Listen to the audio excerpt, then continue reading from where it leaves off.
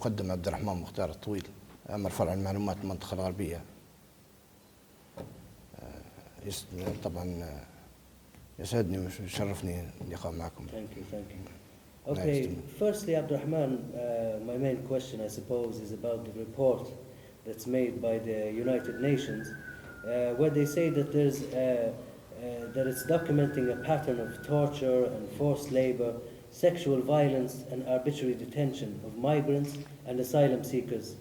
The Libya Coast Guard intercepts thousands of migrants each year as they try to reach the European Union, and returns them to centers operated like this one, operated by the Department for Combating Illegal Migration. What do you say about these kind of reports? With our title as those with a knowledge of the Western region, we deny the findings in this report. There are, of course, good guys and bad guys in all professions, but we have some really good guys who put in great effort and reject all forms of corruption. Of course, our capabilities to operate are very low indeed. We're working with little to no capabilities, and the men are doing their best to work with what they have. And it's because of this good staff that we are able to function with a very small budget, and no support from the government to this unit is received at all. So you are saying, so how is these kind of departments running? Are you short of budget? Are you short of staff? What would you like to see more of? There is no help at all. Even though it's a fact that these people are the mercy of gangsters on the streets, and the administration dealing with this area should be bolstered financially and logistically to deal with this phenomena and the organized crime behind it. So tell me more about how these refugees or illegal immigrants end up in a place like this. What is the process? Well, we have units stationed all around the Western region where they are gathered and processed and then sent, as we had a group sent today, to their countries of origin from Metiga airport. We recognize and identify their nationalities with the help of international NGOs like the Red Crescent. So, Mr. Abdurrahman, can you tell me more about how you determine from what citizenship they hold and what consulate that you deal with? As I said, most of the dealings are organized through third-party NGOs like the Red Crescent and Doctors Without Borders in figuring out their nationalities and then connect us with the associated consulates, even arranging for their visits. يعني هم نفسهم اللي يربطونا مع القنصل. حتى كانت زيارات للقنصليات يجوا يزوروا فيهم عدة مرات. قنصليات. نقيب أسامة قنبورة من المنطقة الغربية إدارة الهجرة والشرعية. Mr. Osama, the UN has made a report stating that there is documenting many, not just documenting, but a pattern of torture, of forced labor, sexual violence, and arbitrary detention of migrants and asylum seekers. With you and your office and your capacity here, can you explain to us more about these allegations and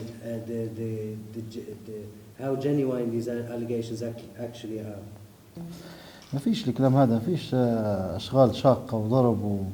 There is no such thing as forced labor and physical abuse or rape. To the contrary, you will see for yourself some of the sinners and look to see if there are any marks on their bodies, because there is no hiding such marks. Maybe they are speaking about detention centers we have no knowledge of whatsoever. On the contrary, they are being dealt with great care considering what we have to work with, and we process them according to their nationalities, whether they are from Nigeria, Sierra Leone, or Ghana. Each one is represented by their consulate. These consulates follow up their cases and visit them every week or two. They come and take their names and give them the use of a phone to call their loved ones. Doctors Without Borders also works with us nearly every day and visits the detainees. They carry out examinations and tests, sending them off to France for the laboratory results. There's water distillation provided by certain NGOs. Even some government departments provide us with pillows and blankets and things like that. The Ministry for Health sometimes sends doctors to do checks on our centers. Another example would be an NGO that was giving classes on how to avoid body lice and scabies. You speak of the report stating we force labor when in fact we brought the detainees out to do some work at the request of some of the municipalities. But they were paid and were very happy to carry out this work as they were able to save and bring some even home with them. المبلغ اللي خداه سافر به ولا به البلاد فهمت. So basically, this report, by the way, is saying that they are held in centers operated by the Department for Combating Illegal Immigration, or illegal migration. So a report was made by Sarah Leah Whitson, who is the Middle East and North African Director of the Human Rights Watch. So what do you reply to her statements? My statement stands. You can go and visit any of our centers at any time. If someone has been tortured, you yourself will see the marks on their body. If they are starved, you will see the malnutrition in their physical state. One thing maybe is those who arrived new to our centers, they might seem lacking of food because of the long journey they must make, and also some are kept here detained for 3 or 4 or even 5 months because our lack of flights to send the detainees home, and no NGOs will help us with this matter, and I don't know why. But torture, I doubt that very much and would go so far as saying that it doesn't happen. The problem with the EU and the NGOs is that the huge numbers we hear about allocated to the migrants never reach us. And if they do, it is a minute percentage of what was allocated in the first place. غريب جدا الكلام والله غريب. Mr. Osama, thank you very much for your time. بارك الله فيك.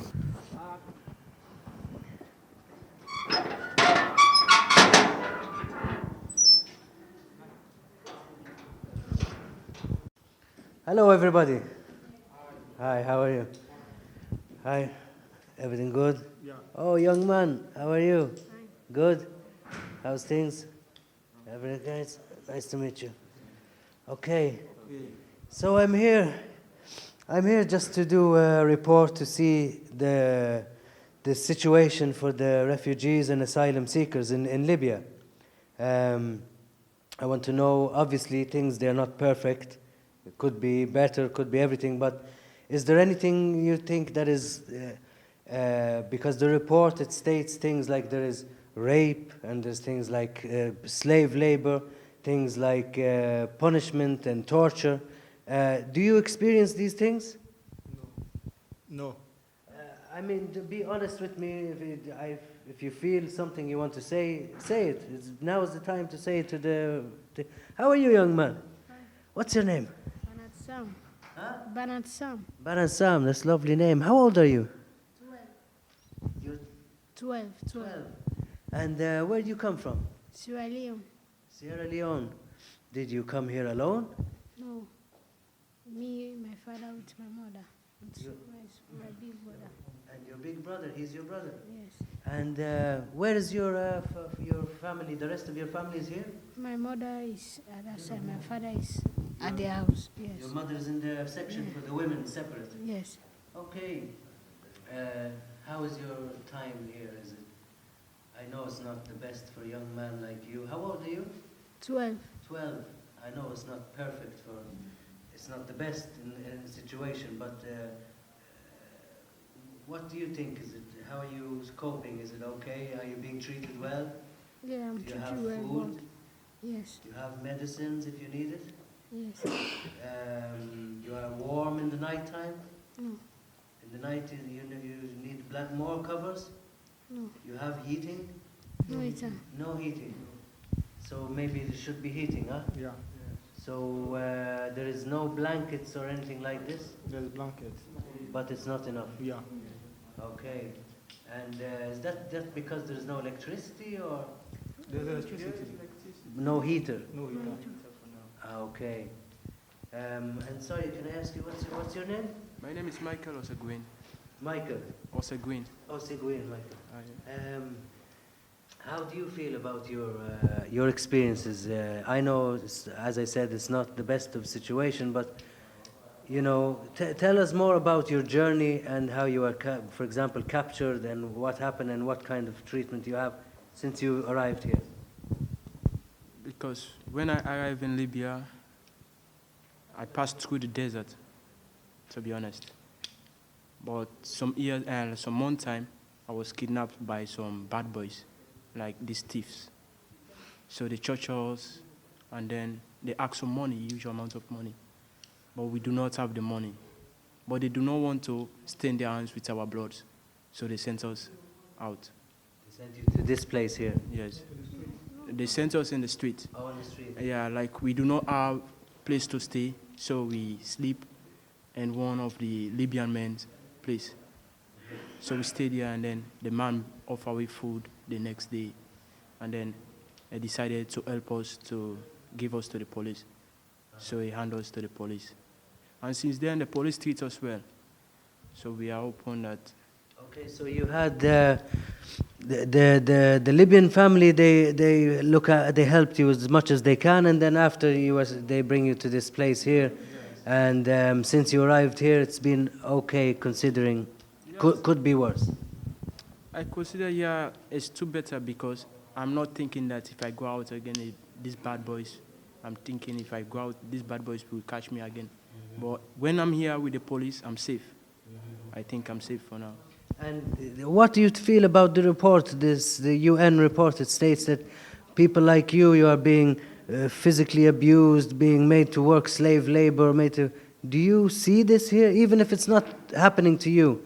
Do you see this happening to other inmates before, or is it just story? Is it exaggerated? Give me your side and be honest. Nobody here is. We're just here for the truth. Okay. Like, as for me, the Libyans, they have the good people. Like, the bad people, these bad boys, these Boko Haram and then these Asma boys, they are the one corrupting Libya. They kidnap people and then suffer people just for money. Human trafficking. Yes. Okay. As for the Libyans, they are trying to help, but these bad boys and the Libyans keep on making the things go difficult for us. Okay. Thank you very much for your time and being honest. Okay. Thank you. Okay. Hello, ladies. Hello. Hi. Okay, so I'm here with in the female section of this detention center. Most of the ladies here I was speaking to, they're from Nigeria mostly, and this is the mother of Banansam. You are Banansam's mother. Okay, first of all, my first reaction, I asked the guys, I said to them, are you allowed to have contact with each other? Yes. You're allowed to have contact? Yes. It's not like he's separated from you or anything? No. And the father, he's been released? Yeah. He's been released? Yes. So what is your situation now? Do you expect to be here for much longer, or what is happening? Is there some kind of court? Tell me about how it happens. How it happened, they kidnapped us when we were coming from where we sell things. So since we have been here, they have been trying. They treat us, but we still need more help. We are sick. But we want to go, we want to live here. You want to go home, is it? We Home. want to go home. Okay, and so, the main, the legal system, how it works, and it's not so easy. They have to know. And what they tell me is, they're not being supported enough to help with the plane flights and with these kind of things. So they are working with this small amount of budget. Tell me more about what you're experiencing here. About what you're experiencing here? Are you being treated well? Is there any kind of the abuse like rape or like slave labor or these kind of things? Tell me more. No, no. What consists your day here? What is the normal day here? Normal day here, we have spent, it's 4 to 5 days here now. Okay. That's how many days we are spending. But we want to go home. So you get like breakfast, you get food. Yeah, we get food, Okay. but we want to go home. It's not perfect. I can understand it's not perfect. Yes. We want to go home. You want to go home. Yeah. Okay. Anything you would like to say? You'd like to say something? We'll be kidnapped. How long are you here? For this place, Uh-huh. and be for this Libya here. No, tell me if I'm from Libya. I'm be 6 months for this Libya here now. 6 months. 6 months in Libya. You arrive in Libya. And Managing. From the beginning, you are captured from the street or from a house or For the streets, from the street. I used to sell Baku Akara. Uh-huh. Put it for that bone, that plastic bone. Put Okay. it on top of my head, hook. Then for them, they like that kind of plastic rubber. Okay. For them, they kidnap us. They capture you and They bring beat you. us. They beat us. Who is this? Who is I this? don't know them. Is it like the They same guys from here Yes. or just Not this place, Ah, not here, but they're still yellow as few people the are. militia guys? I don't know. Is But it like they have guns and they have? They have gone. They beat us for some days, for good 5 days, no food, no water, nothing. On a very good day, then they put us inside the hillers. They put us for back of the hillers. They use this thing to cover us, canopy, use it to cover us for back of the hillers.